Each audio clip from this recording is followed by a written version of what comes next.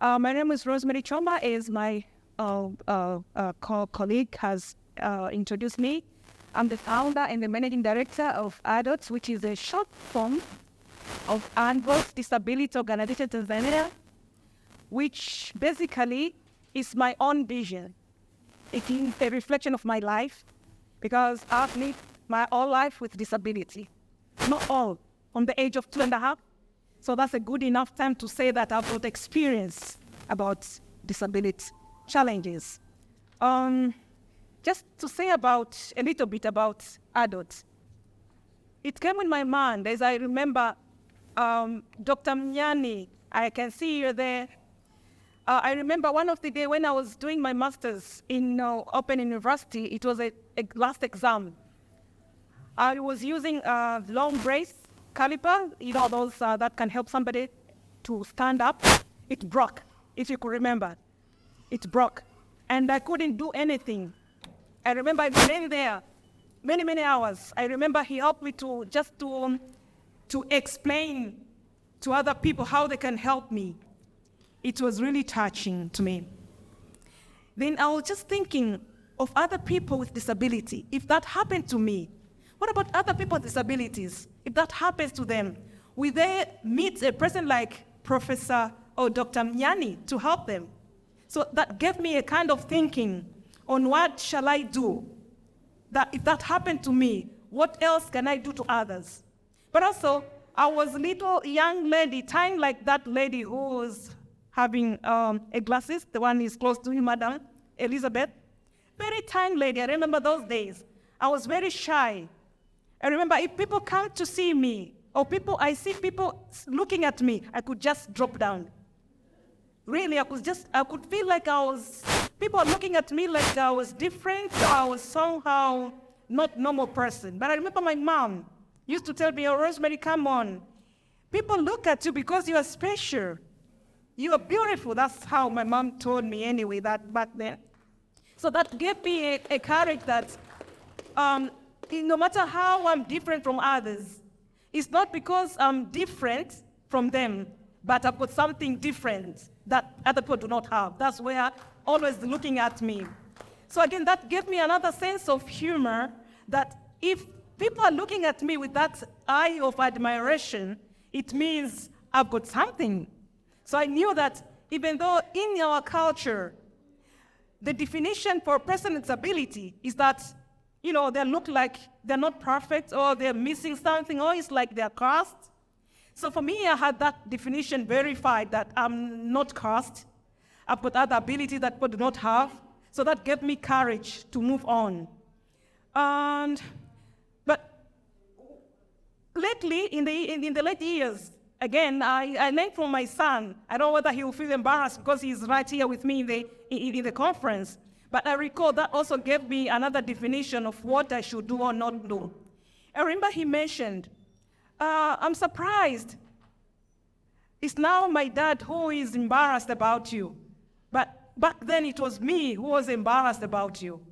Then I was like, come on. I did not know all these days that either my son or my husband were embarrassed about my situation. But I realized that it's not them, it's the society.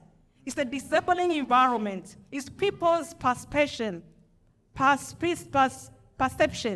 about people with disability. Like when I got married, my man loved me for sure. And he made that for sure. It was open definition. He took me to altar. But later, along the way, it is people's definition. Why have you married that woman? Did you miss other women? Why have you done this choice? So in the long run, it keeps bothering a person, so they feel embarrassed. But as young as my son was at that young age, he is playing with other peers. So probably they've been telling him bad words that kept him embarrassed. But I did not know that he was that much embarrassed till this late, when I realized that it's also a problem. So it is the disabling environment that matters to a person with disability. So having those ideas in mind is that when I was young, I felt that shy, but I dropped down, but it was not really a problem. But now again, I hear that from my son. I get perception of other people's feeling about my situation as a mother, as a wife. But people's definition is not right. Then I thought, if I was young, if I was a woman, still I'm a woman, sorry. If I was young and I'm a woman, I was at the youth stage. I've lived all those challenges other people without disability are having. Now mine is doubled. So that's why in my presentation, you can see there, in the first place, I said that it's advocacy for campaign, but because my friend Bryce have said everything, I cannot speak anymore about that. But you can see there's that picture there. You see people have hung their images. Those are the needs. Those are the things that we advocate for. That's what my friend George has said. We advocate for things which are not happening. They're not, it's the thing that they bothers us or they bother you. That's why you advocate. So what I've said before is, in a nutshell, is a background of how it came to my thinking that if I've lived this much at this age, I've gone all these challenges, not to mention the thing that I've gone maybe at employment, because I had to resign, not because I wanted. I had so many sickness, and the employer did not understand. So I could imagine if in my situation as a woman with disabilities, I didn't work. I need to get work so that I can get earning, but my situation couldn't allow me. What about other people? There might be some people with similar situation. So I thought of also putting that as a list of needs to be advocated for. Not to mention some, like for instance, when I was working in one of the organizations I cannot mention here, I applied like anybody present has applied. But in the course of working, in the years to come, this manager who said that he was not confident seeing a woman with disability in the front desk. I was an administrator back then. So what he did, he advertised the same post, putting all the criteria that I had, but adding one, that a person should have physical stamina. It means he excluded me. But that same organization is the same that employed me in that organization. So I cannot say that it was a bad organization. It was a person's perspective towards person. It was just an individual. So I said, okay, what can we do to help other people? There might be other Rosemarys out there in similar situation. At least I can speak. At least I can, I can write like this. What about those who cannot even speak for themselves? Then I thought of creating something to help others. So in a nutshell, this is how it came to my idea. The person with disability, especially women, children, and youth, because I was once a child. I know how it feels to be a child with disability. I feel the challenges, the magnitude of torture. I understood them well, and I still do. Then I was once a youth. I see how I suffered in the course of looking for employment, in the course of having diseases, in addition to the disability. Then I thought of others. So I agree, as others say, that if you have the need and you have the passion, you can also do the advocacy to help others, because in my situation, I'm safe enough because I'm used to that. But what about others? So I'm trying to think about others who are coming in their generation. So after having my life as experience, as a model, then I had to Google around and to read, to do a research. What does the research say? Could this be my own perspective? Is it only me who have underwent this situation?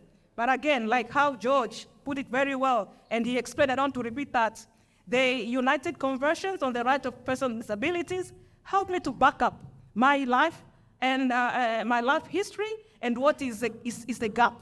Because it's clearly suggested that for persons with disability, according to United Nations Conventions on the Right of Disability, it emphasizes on the disability rights. But again, these people are missing these people. They do not get. So there's a gap between what is intended to be implemented and what is actually in the ground. So again, I also research about these UN conventions on the Sustainable Development Goals, which again, others have already said, I don't want to repeat, but it says, leave no one behind by 2030. It's a 2030 agenda, the agenda 2030. Then I say, if there could be other people like Rosemary out there who cannot even speak, then by 2030, surely there'll be some people who'll be left behind. Then idea of advocating for this came around. Then, if those are the problems, then I thought of how can we implement them. Then I drew a list of solutions.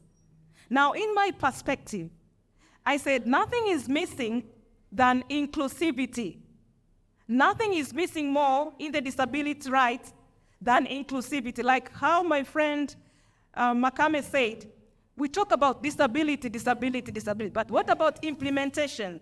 So when I thought about that, then okay, for us to implement, we have to include people with disability. We have to advocate about the thing that we're including them. We have to execute. That's why it comes the issue of implementation. So what I thought, I drew a formula first, which in my opinion, I say, okay, narrating or trying to illustrate what I've underwent, then I figured out that disability challenges are at a relative greater extent to those challenges of an able person.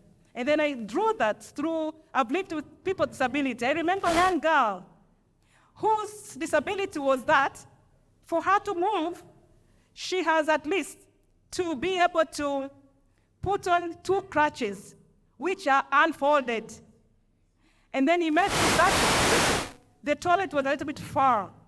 So she has to put the 2 unfolded braces and to go to the toilet, and then to remove the brace, to take shower, to rub off the water, to put them again, to come to the room, to remove again, to put on oil and something, and then to wear again, and then to go. So you can see there are a lot of activities that are involved, which if you look at the able person, there are zero happening. They're not happening to them. So you could see that even if we're all entitled to work or to do something, but for persons with disability, there are things that are happening to their lives which are really torturing them.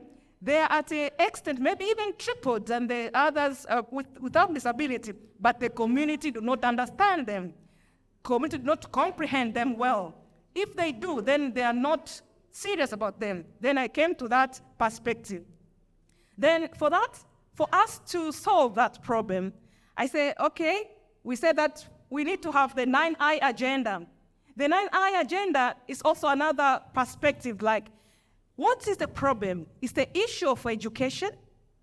So what can we do about education? We have to have inclusive education. So that is 1I. One another thing is about health. We need to have inclusive health. We need to have inclusive accommodation, because some of the buildings do not have accessibility. So if we have, no matter how good the buildings are, if they're not accessible, it's a problem for a person with disability. So that's what we have to advocate. But not only that, but issues about leadership. We need to have inclusive leadership. We need to have inclusive fashion and style. It's so funny, you can laugh about that, but it's like, I'll give you a joke.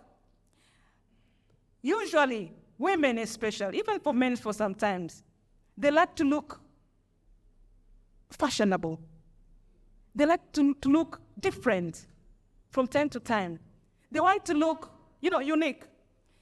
Think about this. For a person with disability, especially consider a woman or a girl, what they put on, sometimes it's always actually, they put them in a normal appearance day after day. It's monotonous for themselves to look like that, but even for people looking at them. So how can we include in the fashion? Like if a person is wearing long brace or a boot, like big boot, always in a big boot, always. But you can see in a normal life, girls could have, if you look on their rooms, could have a lot of shoes. If put on a red blouse with a red what? Shoe. But in a real life for disabled, don't you think that is not torturing them? Because they're also human. It does. So that's what, how can we make this fashion and styles also inclusive? So that also came into our attention. But also think about economy, costs. I tell you, if you are an employer somewhere, right there, here, take this with me. Give 100,000, for instance, to a person with disability, and give the same 100,000 to a person without disability. I can guarantee you that same money for a person without disability can try to save it. But for a person with disability, same amount of money, it can be used not because of luxurious needs. It's because some of the services he will need or she will need to use the same money, and it can be halved or even reduced before even going to do the work or even to spend as that other person without disability. So my question is, if you are an employer, and if the law said that you have to include, you can include them, but you cannot equate them, or you cannot treat them equitably. You give them the same salary, but a shoes or a brace for a person without is not the cost. It's not the same as the cost of the person with disability. I don't know. We are together, my friend. Are you with me? So you can understand. So it's a need. It's a gap. There's a gap between the need. Give me 100. It can last maybe for even one day, relatively. But you can save your 100 because you can opt to work, but cannot opt to work. You can opt not to have a maid. I must have somebody to assist, something like that. So that's why we came to have, there are 9 agenda. Because of time, I cannot mention them now. At least you can have an idea about education, health, accommodation, leadership, cost, economy, fashion and style, even culture, even our perspective, the way we perceive, they should also be inclusive. So that's why down there I said that the challenges faced by persons with disabilities are the extent relatively tripled than those of a person without. That's why I concluded that way. Talking about policy movement, I cannot, because George rightly said on how even the history about how we came to get the United Convention on the Right of Disability. So in my perspective, that's a global understanding, and then it comes to us in the global south. So we have issues about, for Tanzania, for instance, Disability Act. I believe even Kenya have. I believe even Uganda has. So each one, I believe there's also regional, these acts. But now, how, after having them, how do we implement them? That's a question that Makame asked. That's why you say that that's the politics behind that. So as much as we have good policies, the politics around it, in the implementation, that's why in our organization, a little bit, we are not saying that we are good at that, is how Bray said that no one is perfect, but we have tried to draw about 6 objectives, which when you look at them, they literally illustrate all the needs. For instance, the issue of disability challenges is one of their objectives, core objective. And then the issue of disability rights is another objective. The issue of economic engagement is another objective. Issue of economic accessibility, also the issue of disability infrastructure being friendly. So you can see we've tried to combine. Now, if we are able to put that into practice, we'll be answering the question of Mr. Makame that we need not just to speak. Let's do it. And who are these people to speak? It's us. Because it says in the United Conventions on the, Sustainable Development Agenda 1030, leave no one behind. Yes, that's why I said that we are trying to combine the needs and the solution. But nothing about us without us. So it is us, Mr. Makame. It is us That's why we are here. So we have to do something. We cannot wait for somebody to do for us, but we are the one who understand the magnitude of the torture. That's why I said that inclusivity practices, that's why I said the 9 agenda, in our opinion. Then implementation is the political change. You need to change. Yes. Now, this is the core idea. I'll just take you briefly. Everything is already said. We are having an organization that practically promotes the rights of persons with disability, especially women, children, and youth. How have we done? We use theoretical and practical. You need to have identified the advocates. These are like-minded people who can be together. How will you know them? That's why it was an idea, like how Brett said, you have to have a vision clear. If I have my vision clear, I will know the niche and who can I use, who can I go with me. Then I can be selected, or I can select somebody whose vision are aligned with me. Creating awareness, depending on what you do. And then building partnership, I cannot repeat, you know about that. Engaging the community, that's very important. You have your idea, like what you say. It's the community engagement that matters. It's them that they have to say whether it's true that it's a problem or not. Then advocating for change, it has been said. We need to advocate. How do you advocate that? Which methodology will you use? I recall the issue of Sarah said that people say that we are lamenting. But it's true. We are lamenting, but is it not a problem? Then he said that we have to be more diplomatic. I take that, but whichever the case, we have to advocate for change. And then we have to evaluate the success. After that, which success can we evaluate is we have our vision, we have our goal, we have our objectives. So periodically we have to evaluate, are we doing good? What are the strengths? What are the weaknesses? So our organization has only started last year, though we know that in some of the enabling factors that I did not mention, which I'll mention in the afternoon session, the practical perspective, issues to do with IMAR mode, PRID mode, networking, and PPP mode, but everything has to be evaluated. So as much as I cannot speak much, I know you have enough information from my fellow speakers, but our example of organization, how well we have done, could be an example, but you can imagine, since last year, we've only secured a donor this month. Only secured a donor to support us on an issue on how can we speak. I'm preempting you, this information is not formal, but as this is our working session, as a learning session, in this advocacy work, what you need is passion, performance, and perseverance. So you need to persevere.